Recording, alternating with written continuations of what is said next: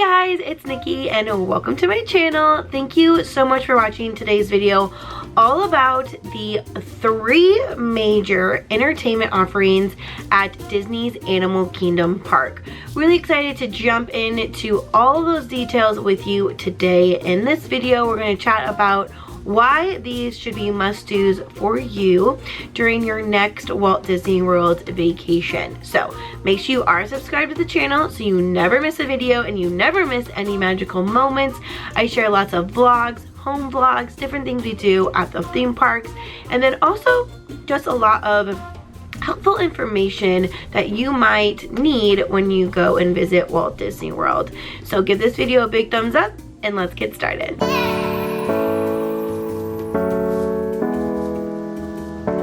Disney's Animal Kingdom Park is the park that has the massive Tree of Life right in the middle of it.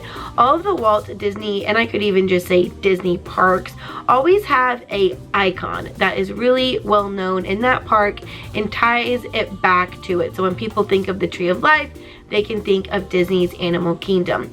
First, the Tree of Life is not a real tree. It is Imagineered, if we would like to say, but it has tons of different animals carved into the trunk, and then within the trees there's a couple of hidden magical moments as well. But I do really highly recommend doing those trails around the Tree of Life. It is relaxing, normally pretty quiet and shady, which is very important as we head into the summer months. So when we think of Disney's Animal Kingdom Park, what do we think of?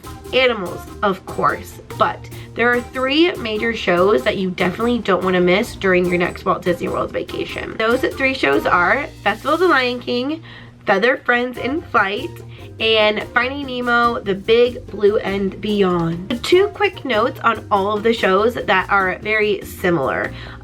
One is it is for all ages. Anyone in your traveling party would love and be able to participate in these shows. For the Festival of the Lion King, as an example, kiddos do, if they get picked from the crowd, could come down, and then they do like a little walk around with some like maracas at the end, which is really exciting. So all of the shows are very family friendly and anyone can go and enjoy the shows.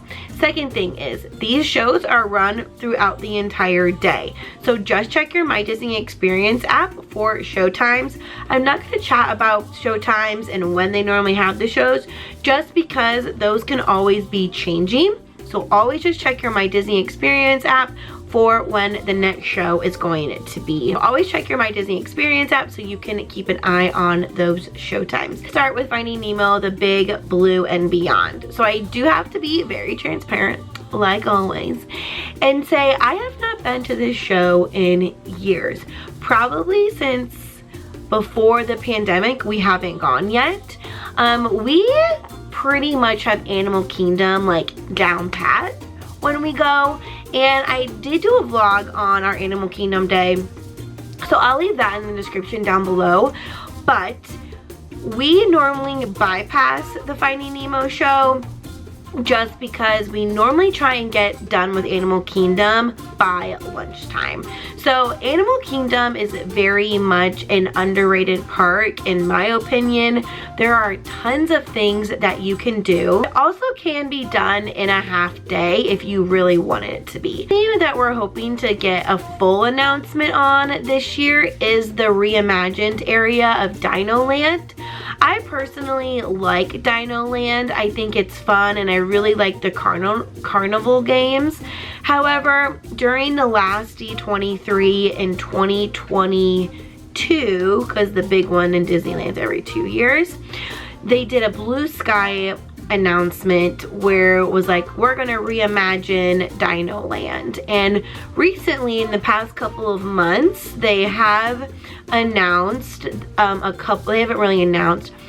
In the last couple of months, some reporters have been digging in and finding permits that Disney is asking for that area. So something definitely is going on, probably later this year during the D23 summit or conference, whatever you want to call it. We will get an announcement on what that theming is going to be.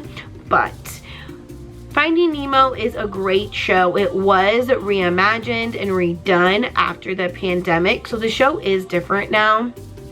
I don't want to give too much details on it because I personally haven't seen it yet, but you definitely can search YouTube for what that show looks like.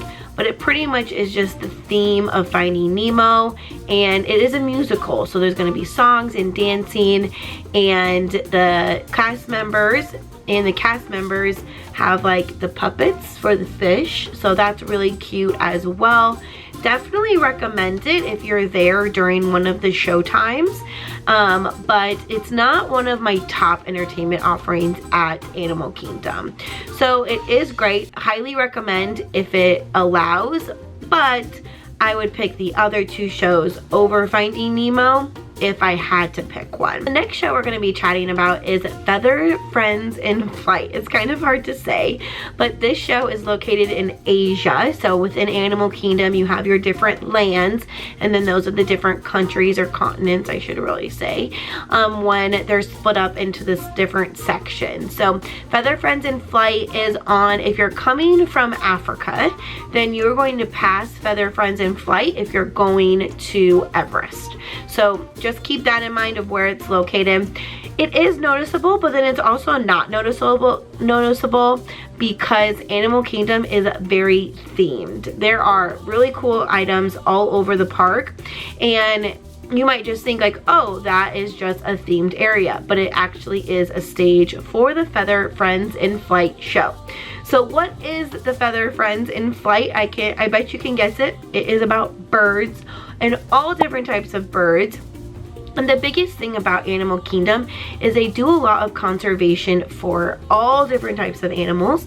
And during their entertainment, especially this one in general, or when they have the bird show in front of the Tree of Life, they're always going to share how they help these animals and why they have to be at Animal Kingdom and different things like that. So throughout the show, you're going to have many different interactions with birds. They're going to fly over you. One bird, not to give it away, but can fly out to the crowd and grab something from someone's hand, and then they fly back. And you really just get to learn about how they train the birds, and if they don't feel like doing it at that moment, then they don't do it at that moment. It's totally up to the bird if they want to participate in the show that day. But the cast members are great. The overall entertainment is amazing. You can get a Genie Plus Lightning Lane for Feather Friends in Flight, but I wouldn't recommend using it on Feather Friends in Flight because normally, depending on how busy the crowd is or what time of day it is, you can pretty much walk in and sit anywhere. The front area will get full, but there's bleachers way in the back that you can also sit in as well. We've sat up close, we've sat in the last row, and we just like wanted to go chill and watch the show for a little bit. Being in the back is not a terrible spot for the fact that you can see all of the birds when they are flying and landing on the different spots throughout the stage and like the auditorium. I don't know if auditorium is the correct word, but the area where the show is at, there we go. So sitting in the back is really cool because it gives you a whole like visual of all the animals when they fly and do their different tricks. But Feather Friends in Flight again is for all ages. The birds do fly like throughout the auditorium like I mentioned, and so just give your kids a heads up there that there might be a couple birds that are gonna fly. They're not gonna hit them, and they're trained and they know exactly where they're supposed to go. So if your kids don't like birds, probably wouldn't go to this show because it's mainly focused on birds, but it is very cool and educational, and it's some of the things that the birds do. I won't give it away, but it's pretty funny. And finally, the best of the best, in my opinion, the absolutely must do, cannot miss it, entertainment offering when visiting Animal Kingdom is the Festival of the Lion King. When I tell you that this is probably, no, not even probably, absolutely 100% my favorite show in Walt Disney World. It is. It's awesome. And it is just every single time we go to Festival of the Lion King, while the songs are the same and we know what's gonna happen, It is amazing, and it's amazing because of the cast members in the show. The singers are amazing. The Tumble Monkeys are amazing. Everyone that participates in this show, either a singer or a dancer behind the scenes, does an incredible job. After the pandemic, they brought in Festival of the Lion King, a celebration, or maybe it was just called the Celebration of the Festival of Lion King, and they cut it short, shortened it, removed some of the items that they did, but it is fully back in action, full show. It is about 20-ish minutes, and this is one, if we were there and needed to get Genie Plus for this show, I would do it. For Genie Plus for all the shows, if the show's at 11 a.m., then it will give you a return time of like 10:30 to 11 or 10:30 to 10:45 or something like that. They always want to make sure that you are there before they put the regular standby folks in, because they want to make sure all the Lightning Lane users have access and availability for seating before that standby queue does. So just keep that in mind if you do use Genie Plus for Festival of the Lion King. But Festival of the Lion King is a celebration per se of the Lion King, and they have probably about 4 to 5-ish main songs that they sing. And again, it is incredible. Every section is a fun animal. There's a lot of interaction experiences that you can have, and they do a really good job of including everyone. So if you have a party member in a wheelchair, they can still be included, and it is just so much joy, and you never leave Festival of the Lion King in a bad mood. You might be hot and sweaty, but it's air conditioned, which also is a huge plus. It is loud, so just keep that in mind.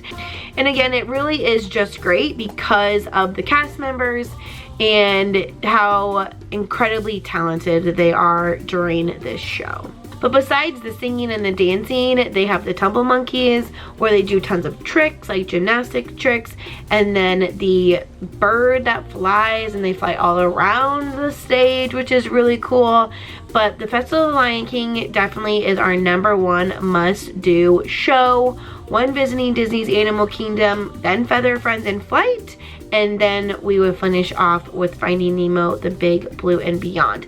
I would be interested to see if they end up re-theming that, if the Dino Land area gets rethemed, just because it's really close to each other, and so they do have that option to change that show. Other must-dos for us when visiting Disney's Animal Kingdom, definitely the safari. Absolutely have to do the safari. Recommend doing it in the morning because the animals are just more active, especially in the summer months before it gets super hot for them. Flight of Passage in Pandora is amazing. We also love Everest. It's a high intensity roller coaster that is great. And Creatures Comforts, which is the Starbucks. So we always just start on one end of the park and make our way around it. Highly recommend using your early magic hours for Animal Kingdom Park. If you're staying at a Walt Disney World resort, that is also super, super helpful. Utilize that time, especially as it gets hotter out and you can take those afternoon breaks. But alright guys, that's gonna be it for today's video, all about the entertainment offerings at Disney's Animal Kingdom Park. Please let me know if you have any questions in the comments down below. Again, make sure you give this video a big thumbs up and that you are subscribed to the channel so you never miss a magical moment here at home or at the theme park. Thank you so much again for all of your support and love, and I hope you have a magical rest of your day, and I will see you real soon. Bye.